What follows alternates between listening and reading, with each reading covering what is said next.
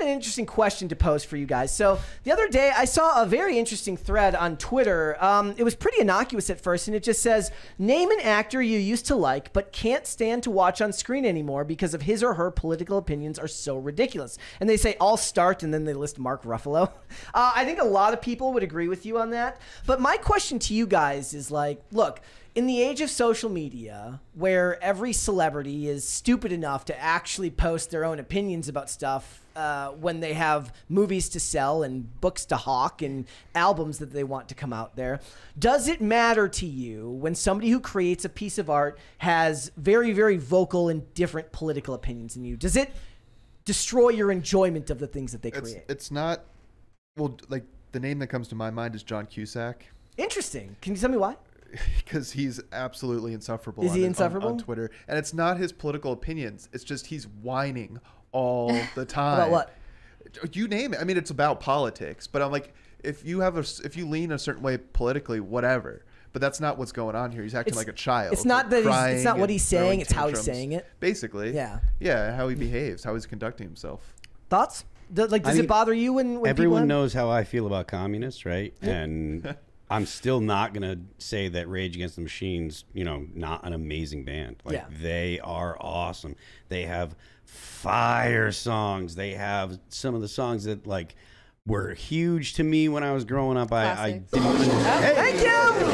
Took a while today, guys. Let's get a second one. Come on, guys. But yeah, like, I can still listen to Rage Against the Machine and be like, I mean, I hate all the stuff that they are for. Yeah. They're all for. They're totally extremist, leftist, pro-violence, and all the, quoting Lennon on his guitar pedal garbage. But at the same time, like, they make good art. The music that they made was absolutely awesome. Wendell Pierce is one of my favorite actors working today, and he's pretty insufferable online. He is. I'm not going to pretend like I didn't love Chris Evans as Captain America, even though Chris Evans is insufferable when he talks about politics. That's just the way that it is. The people that are most insufferable when they talk about politics, I feel like they tend to be the least actually educated. Generally. That's kind of what it is. It's not that they have a particular stance on any issue. Like you said, it's their behavior, the way they're conducting themselves. Yeah. They don't know what they're talking about, but they act like they do. And they get super angry, or so frequently they're so committed to things that are politically correct, and things that are politically correct so frequently have been turning out to be wrong. So when they have a really committed, strong opinion and they're out there telling you how it is, and you're like, I know in 6 months this is going to be wrong. Yeah. I know in a year this is going to be wrong. And this guy's here thinking that he's clowning on me or clowning on people that think like me when I know for a fact he's going to be wrong. And we saw it happen with COVID a boatload of times. And that's part of the reason why so many people have such a distaste for it, because not only had this always kind of been a little bit of a thing where people were like, maybe Hollywood kind of looks down their nose at us when they talk about politics and stuff. But with Donald Trump and then even worse with COVID, it just got so out of hand. That's where you started seeing, like, it's not enough just to not be racist. You have to be actively anti-racist. And I'm like, you're just choosing to get upset about something. Like, there's no fire here. Well, you're freaking out. The actively anti-racist thing. That's just one example. The reason I point that out is because that actually specifically meant a thing. Like, anti-racism is like anti-matter. So if matter is charged positively, anti-matter charged negatively. The same thing for, like, it's just racism with a different target. That's all it is. So we shouldn't be like, it's okay to be like anti-racist. Like, that stuff's got to be shut down. I think one of the biggest benefits that I have is, for the most part, like, because I did a lot of drugs when I was younger, my brain is kind of shot. So, like, I'll remember vaguely that some celebrity said something really stupid, right? But it's not going to, like, burn a hole in my brain while I'm watching them. Like, I'm currently working my way once again back through, or trying to work my way back through, Sons of Anarchy. And every time I see Ron Perlman, I'm like, oh yeah, he's annoying. Yeah. Like, he's always saying something annoying, but I can't point in my brain at that moment to a specific incident of something he said. I just know that he's annoying, and he said stuff that I know is untrue before, and that he's got a lot of bravado and self-assuredness when he's telling you you're wrong about something. I don't have a problem with like, you know, liberals, like even like Mark Ruffalo, who's super vocal and I just blah, don't blah, care blah. about anything he makes. Like He's- that. well, I mean, I liked the Marvel stuff that he was in. So like, I don't care a whole ton when he's going off about his stuff.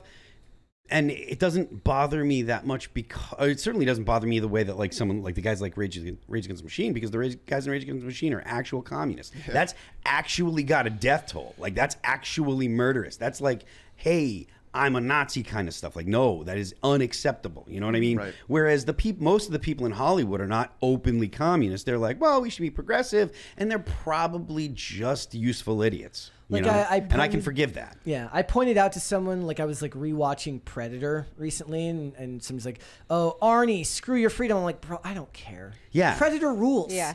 Like, yeah, I don't care. Like, I get it, and this comes down to the discussion that a lot of people have about like, I don't boycott stuff either, and for the most part, a lot of that's difficult anyways because it's very hard for me to be like, don't watch anything from Hollywood, but then I like stuff that comes out, and we review stuff that comes out, so there's a disconnect there. Yeah. Do you feel like you mostly hear that about people who have woke politics, or do people say that about super conservative? I mean, people say well? that like a lot of people can't stand Jim Caviezel.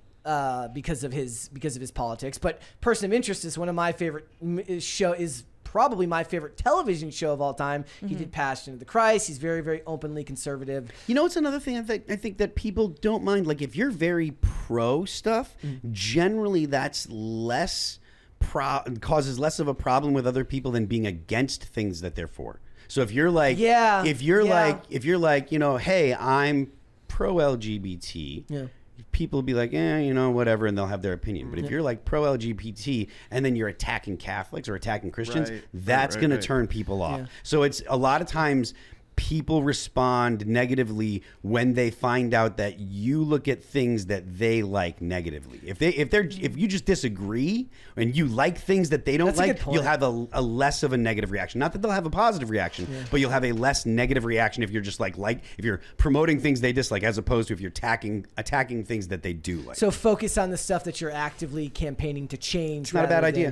That's a good point. Mark Pellegrino is an interesting case like that too, because he talks a lot about politics and anti-communism, and he talks a lot about objectivism and things like that. It's really, really interesting, and he's a really, really intelligent dude. But for all intents and purposes, he does push back on a lot of the things that Hollywood does. But he still gets a lot of roles because, you know, he does so, I think, because he focuses on the stuff that he wants to talk about rather than making it about other things. It's also on us too. Like, if you are someone who is getting deeply affected by an actor's opinions, that it's affecting the movies and shows they produce, like, maybe just don't go on Twitter or mute that account.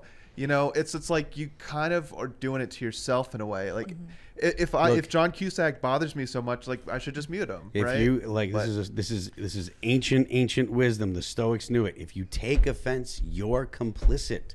You have allowed that person to upset you. Yeah. If you take offense, you are complicit in the offense.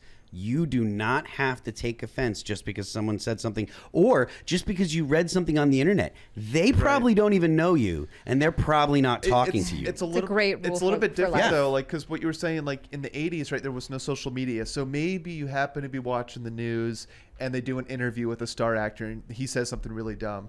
It's a lot harder to navigate that kind of phenomenon now, just because everyone's opinions are traveling with you in your pocket all day long, 7 days a week, right? So it does require more on behalf of us to like filter that. I mean, I think both us and the actors should be doing better about understanding that, like, look, if you want to do this on your own time, that's one thing. But remember when Reacher season 2 is coming out, and then Alan Ritchson's doing all these interviews about Trump and stuff like this. I'm like, bro, do this any other time.